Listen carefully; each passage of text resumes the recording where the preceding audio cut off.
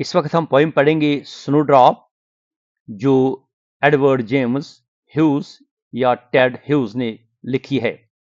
इस पोइम में टफ जो विंटर होता है या हार्श या ब्रूटल, उसके मुतालिक शायर ने अक्कासी की है।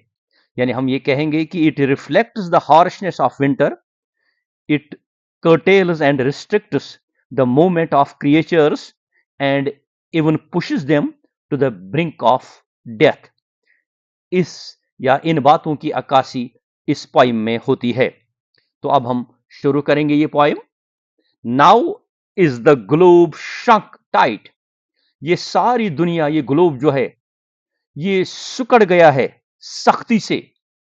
शंक टाइट यानी सख्ती से ये सुकड़ गया है बर्फ गिरने की वजह से, क्योंकि ये विंटर सीजन है। Round the mouse is dulled wintering hot.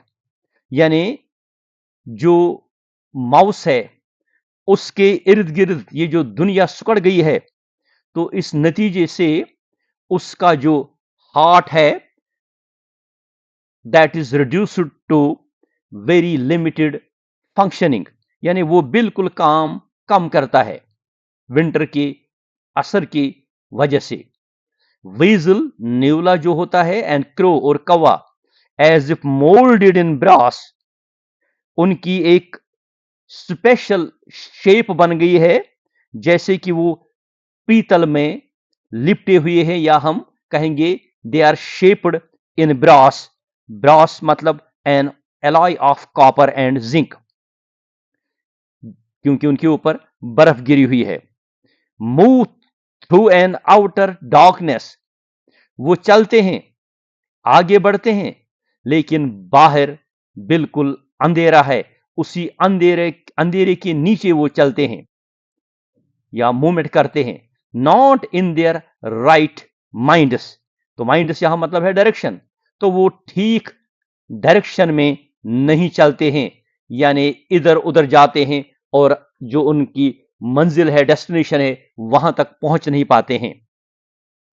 With the other deaths, दूसरे मौत जो वाका हुए हैं, यानी विंटर की हार्शनेस की वजह से बहुत सारे क्रिएचर जो हैं they are subject to death.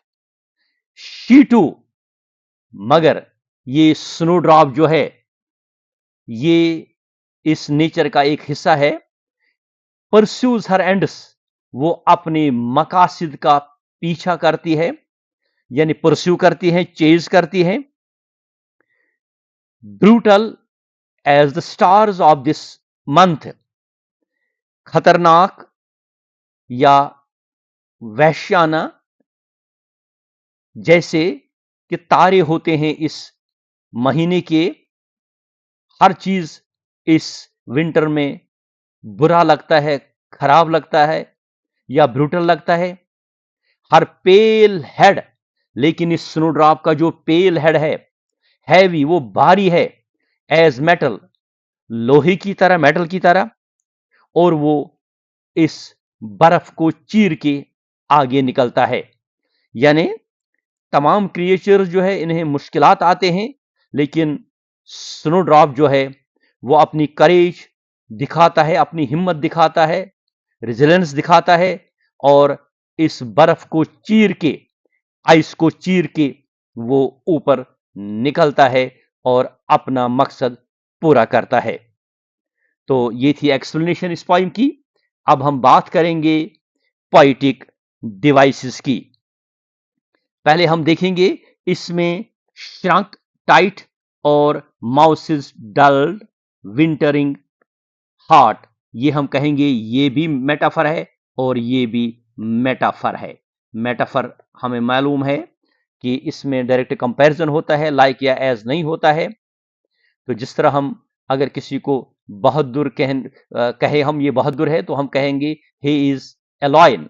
या कोई बड़ा खूबसूरत होता है तो हम कहेंगे the child is very beautiful, he is a sun, he looks like sun. अगर हम कहेंगे तो फिर ये सिमली बनता है, लेकिन अगर हम सीधे कहेंगे he looks the sun in his appearance. तो इसका मतलब है हमने मेटाफर इस्तेमाल किया।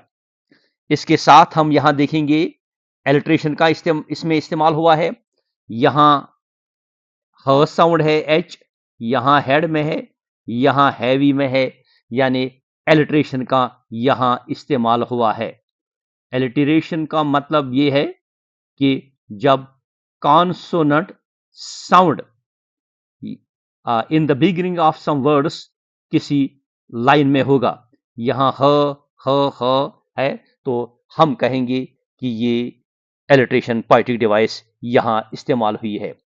इन ही दो लाइन्स में हम कहेंगे brutal as the stars of this month, या her pale head heavy as metal. यहां एज इस्तेमाल हुआ है, यहां भी एज इस्तेमाल हुआ है, तो यहां भी हम कहेंगे सिमली का इस्तेमाल हुआ है, और यहां भी हम कहेंगे सिमली का इस्तेमाल हुआ है।